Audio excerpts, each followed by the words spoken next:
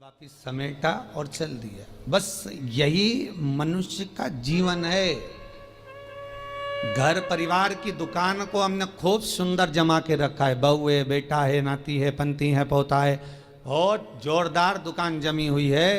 अब दुकान जम तो गई, माल भी खूब खप गया, माल भी खूब बिका। तुम जो कमा कर लाए, बेटे ने लिया, बहुओं ने लिया, पत्नी ने लिया, रिश्तेदारों ने लिया, नातेदारों ने लिया, कुटुंबियों ने लिया, सबने लिया।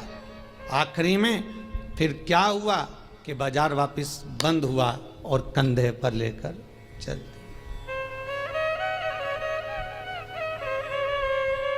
फिर निवेदन करूंगा, तुम दुकान पर बैठकर व्यापार में, व्यवसाय में, नौकरी में, तुम दुकान में जितना बैठकर कमा रहे हो उसका भोग तुम्हारी पत्नी, तुम्हारे बच्चे, बहुएं, पोता पोती, रिश्तेदार, कुटुंबी सब भोगेंगे। पर तुमने जिस तरह से कमाया है उसका भोग तुम्हें अकेले ही भोगना पड़ेगा, कोई दूसरा नहीं भोगेगा।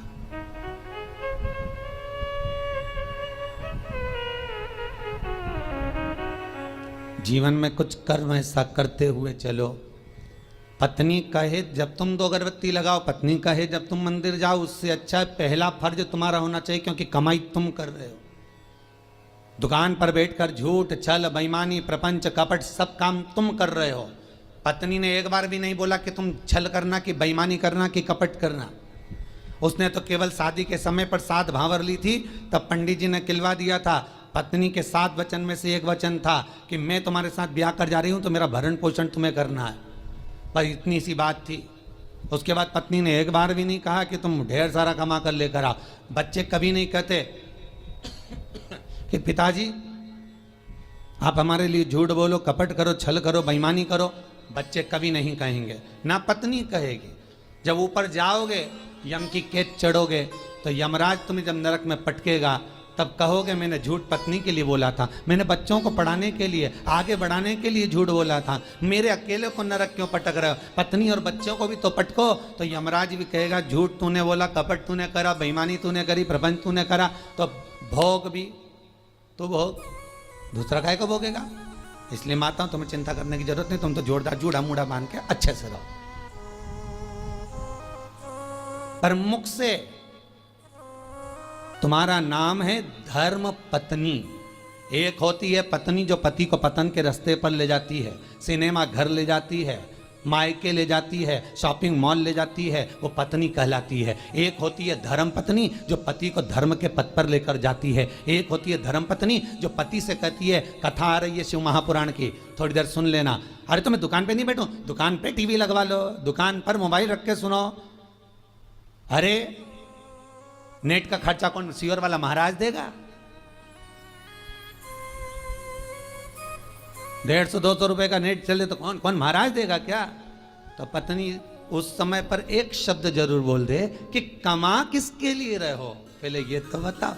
घर में रोटी का डब्बा लगा लगाया रह जाता है, पत्नी फोन कर करके रह जाती है, आ जाओ भोजन तैयार है, आ जाओ। ग्राहक ऐसे टूट पड़ रहे, ऐसे टूट पड़ रहे कि 1 मिनट तो खाना खाने की फुर्सत नहीं। और बच्चा टिफिन लेके आ गया तो टिफिन 2 घंटे तक रखा दिया, ठंडा हो गया, सारा की सारा बेकार हो गया। और तुम वो ठंडा भोजन गाय की सांदी जैसा बस खा रहे। ऊपर से दुकानदार फिर ग्राहक बोल रहे सेठ जी की मुंह में रोटी, सेठ फिर निकाला। किसके लिए कमाया भाई?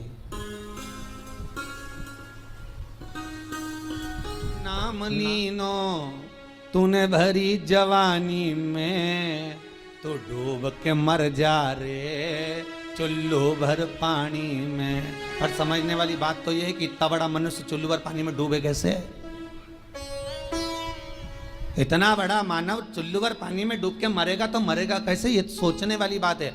तो उसमें भी शास्त्र में वर्णन किया, जो मनुष्य भगवान का भजन नहीं करता, जो मनुष्य भगवत स्मरण नहीं करता, जो मनुष्य भगवत कीर्तन नहीं करता, जो मनुष्य कभी स्मरण नहीं करता, वो कीड़े की तरह जन्म लेता है और कीड़ा चुल्लू भर पानी में डूबकर मर सकता।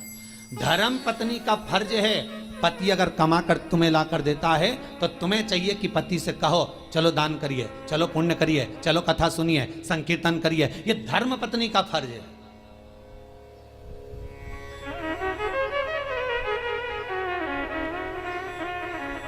सारे कथाकार मिलके, कई बार हमने सुना लोग उसको क्या नाम थी जिसकी नाक कट गई थी रे, है? तुम लोगों को बड़ा मालूम है।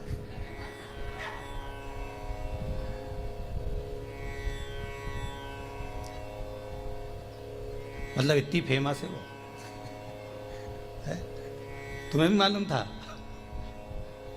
कड़ेल जी मालूम था? हाँ, बड़ी फेमस है वो भाई। होना भी चाहिए उसको फेमस, क्यों नहीं होना चाहिए? उसके बराबर दुनिया में कोई भक्त नहीं होगा भगवान का उसके जैसा। आप में से कितने लोग हैं जो भगवान के सामने जाकर कह दें मैं तुमसे शादी करूंगी? जितने लोग यूट्यूब पर कथा सुन रहे, टीवी पर सुन रहे, ईमानदारी से बोल देना किसी ने जाकर भगवान के मंदिर में जाकर कहा हे भगवान मैं तुम्हारे साथ शादी करूंगी। तुम तो इंसान हो, वो राक्षसी थी सूर्पणखा जो भगवान के सामने सीधा प्रस्ताव लेकर पहुंच गई कि तुम सम पुरुष न मो सम नारी, इसलिए मैं तुमसे विवाह करना चाहती हूँ। भगवान इतने खुश हो गए कि जिंदगी में कहीं की तो मिली जिसने कहा कि तुम्हारे जैसा पुरुष नहीं होगा, मेरे जैसी नारी नहीं होगी। दुनिया समझे तब तो। यहाँ तो जो जाए भगवान के पास में, जरा भगवान दुकान नहीं चल रही, भगवान छोरा दे दो, भगवान बहू दे दो, भगवान ये दे दो। भगवान भी इतना बोर हो जाता कि भगवान ने भगत से कहा एक आध दिन तू आके बैठ जा, एक बार आके बैठ जा। होता है, एक भगत भगवान के पास पहुंच गया, भगवान सबसे ज्यादा अच्छी जिंदगी तो तुम्हारी है।